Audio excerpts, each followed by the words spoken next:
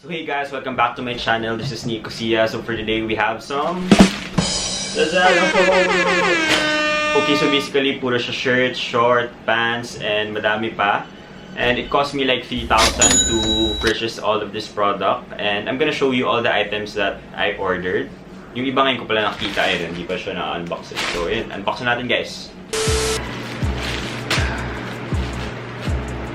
Sa denim pants. Men's trousers. Sulit guys. Below 3K lang, dami mo na nabili. Isang item lang yung sa Zara. This one's a shirt. And lastly, actually na-unbox ko yung mga shorts kasi excited ako.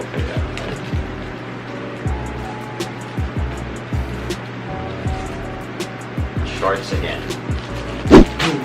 Okay guys, na-unbox na natin lahat. So, na-sanitizer rin natin siya. So, I'm gonna show it to you one by one kung ano yung mga nabili ko. And of course, I'll link the items down below. And also, yung mga try-on haul na to, baka nasa TikTok ko. So, abangan nyo guys. Follow me on TikTok. It's NICKO SIA. My first purchase is 4 na shorts. I think this is below 250 lang ata guys. So, this is a cargo shorts. Ayan, we have one in olive. Brown. There you go. And then black. So, gumawa na ako ng styling video dito. So, abangan nyo nasa TikTok ko. Ay, nasa TikTok na Lazada yun. Makikita nyo guys. So, this cost me like 200 lang ata isa. So, maganda na yung quality niya for 200 pesos. And, ang dali styling ng cargo kasi it's so easy to wear. You can pair it with an oversized tee lang. Ayun, it's just panalo. Ayun guys, so my first purchase is this shorts. Now let's go to my second one. Okay guys, let's go to my second one. This is a Korean denim pants. Parang ganun.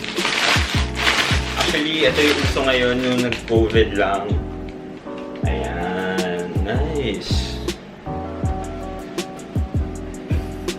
O diba? It's parang wash siya na pants. Perfect siya sa mga soft boy outfits. Kasi straight cut siya. Actually ngayon, napansin ko, yung mga uso now ngayon is yung mga straight cut na pants. Unlike before, like mga 2017, puro mga skinny jeans. So yun, kaya it's now trendy to get this. And the price is... Yeah, so this is the second one. This is a men Korean denim pants na straight. So style ulit natin yan. Now let's go on my third one. Okay, so this is my third item. This is a shirt from NSPPH ata. So sila din nagpadala sa akin ng Space Jam. So this is a oversized tee. It's nice. Simple lang siya. I think it's below 300 lang. Ayun, bagay siya dun sa nabili kong cargo shorts. And may Japanese print siya right here. I'm gonna show you. I don't know what that means. And sa front, it says the future. Right? Pwede. Nice.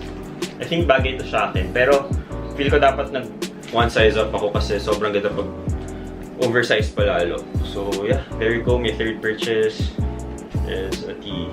Yeah. Let's go to my fourth one. Fourth one. This is 2 pants.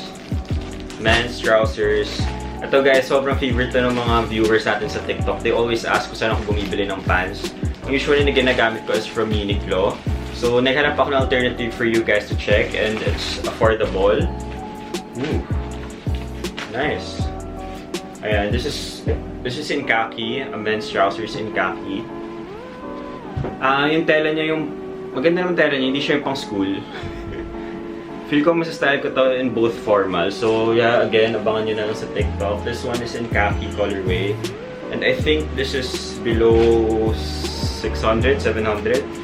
So makita ko na lang yung price. And the other color I got is black. This is the black one. Ito ata parang pang school eh. Yung parang papasok ko ng school. Yung gala uniform. Naalala niyo ba yun guys? Kasi ako lagi akong dati nung pag sa college or sa high school, gusto ko naka-forma yung black pants ko. So, pinapa-alter ko pa siya para maganda yung tignan. Siyempre. Gusto natin lagi ma-forma tayo. Yeah, this is the black men's chino trousers na Korean-inspired din. Based sa Lazada. So, Ito yung fifth ko, men Korean pants. So again, styling video will be up on my TikTok. So abangan nyo na lang. Now let's go to my second to the last ata. Okay, so this is the last shorts. What's this one? Dami plastic. Oh. Yan, this is the Nike shorts, but I don't think it's original. So, pang bahay ko lang siguro to and pang workout. Kasi mura lang, parang nasa 200. For me, mura na siya. And okay naman yung quality niya. Parang siya Nike. Pero again, this is not original. This is parang sigurong fake. Pero, ayun, di ko naman ito susuotin sa labas. Sinasuot ko lang itong mga pambahay ko. And normal din siya pang workout kasi mag-workout ka lang din naman eh. Pero yung mga ganitong shorts ko talaga is mostly original and legit kasi mas maganda yung quality niya and nagla-last siya for a long time. Pero let's see. I'm gonna update you guys kung okay ba yung quality nito. Kaya ayun, abangan nyo na lang din. Okay guys, so yun yung mga Lazada items. And I'm gonna show you 3 more recent pickups and not from Lazada. So yeah, let's go. Kunin ko lang sila guys. Guys, ganito pala mag-unboxing ang init. Hindi kasi naka-on yung aircon ko kasi I want to prevent yung background noise. Pero hindi kaya guys, mapugisan talaga. So ito, yeah, I'm gonna show you. We have 4 items here. This is shoes. So favorite natin shoes, mamaya na to. Lagay mo natin dito. Okay, this one's from, first is from Linya ata to. Yeah, I'm not sure. So open muna natin. Yeah, this is from Linya. So, ano sabi niya, where are your feelings? So, they message me on Instagram. Package ngayon ka lang dumating sa buhay ko. Pwede. Bakit ngayon ka lang? Copyright. Wala, don't even say. Yeah, so this is a shirt again. Yeah, guys, di ko na kailangan bumili ng shirt. Salamat. I'm kidding. Oh, nice siya. So this is a shirt from Linya. Ha? Hotdog. Ha? Hotdog. Nice. I love black tees kasi it's just easy to wear. So again, thank you Linya. I'll probably wear this. Kita. Ha? Hotdog. Okay, I'm gonna check the other one. Oh, so yung mga tees nila is parang yung may script. Ito yung uso before eh, diba? Pag mga Christmas party sa school. Ako lang ba or... Ito naman is Anti-Sweldo Social Club. YouTube, TikTok, baka naman! Yan, Anti-Sweldo. Ang original yung Anti-Social Club. Hype piece siya. Ayan, Anti-Sweldo Social Club. Ayun guys, so help me reach 4,000 watch time para masweldohan na tayo ng YouTube AdSense. Guys, baka naman. Ganda. So thank you Linya. Wait lang. Oh, we still have 2 face masks. This is from... Kasama sa pagmalakas ng mga TikTok outfit videos. Ingat palagi. Love Linya. Ayan. So thank you Linya. So yeah, I'm gonna style this again sa TikTok videos ko. So easy lang guys kasi medyo mahirap mag-isip. So this is a 2 face mask. Very useful ngayon. Kasi alam ng COVID ngayon, Delta variant. So sanitize ko muna siya before I use it. But I'm just gonna show you. And it says, ang sabi. Later. Ayan guys. So thank you Linya. Styling again on my TikTok video. Let's go. Okay, ipiting ko lang to para sa next package. Okay, next package is from Staffco on Instagram. So again, they messaged me. I forgot kung ano yung kinuha ko eh. Yeah, so this is from Staff. We have socks and their thank you card. Thank you Nico. Thank you then as well Staffco. So they gave me 2 items. Ayan, ganda packaging nila guys. So, nice. Paper. So yeah, isa-isayin natin guys. Staff. Dun, dun, dun. Parang envelope pa. At may ano pala, may tape. Guys, natulong naman mag-ano. Pero sa akin yung item. Tulungan nila ako. Libre ko na lang kay Milk Tea. Oh, it's a shirt. Nice. I also love yung mga Royal Blue na shirt. That's, sabi nila bagay daw sa akin. Pero maganda naman talaga. This is a Royal Blue colorway na shirt. Ooh, stuff. Parang taga-Ateneo Blue Eagles dito ah. So it says below, workflow. Yan. It's just a minimalist tee. Bagay ito sa white shorts and a pants. So yeah, thank you staff. I'm surely gonna wear this one. And what's the next one? Ayun, ang dami na naman tape.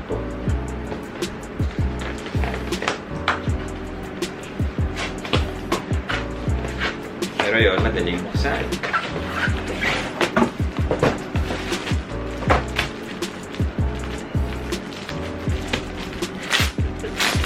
Sorry, ngayon lang ako nag-unbox kasi hindi naman ako ganito dati.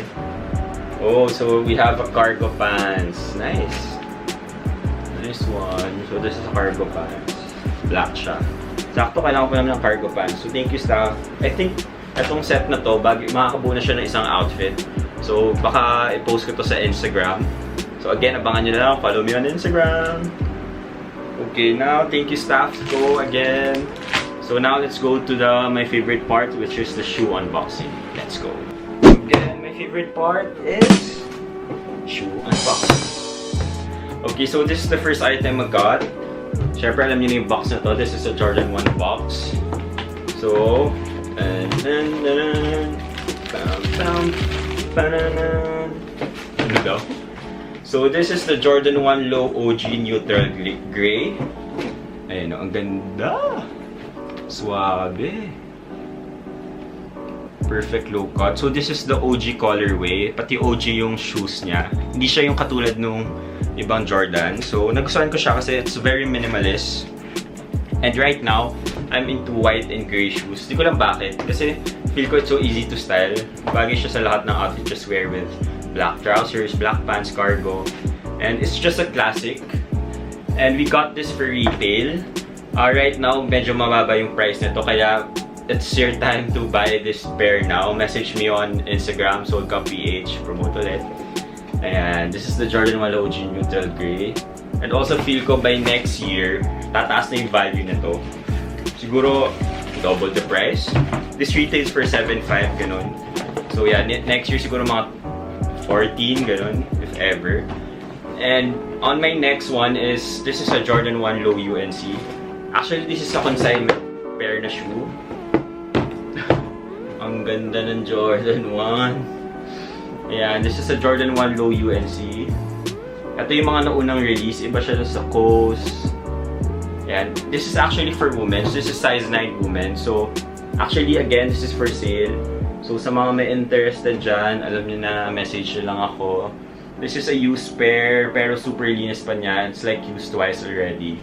Again, this is an old release, kaya mataas yung value niya. And so, ito pala yung two items. This is both Jordan 1s. So, yeah, very trendy na ngayon ang Jordan 1s. And, whew, such a classic. So, baka personal pair ko na to. And this one's for sale. So, if you're interested, just message me on Instagram. Okay, now, we're done. Pinawisan ako. Ganito pala mag-unboxing video!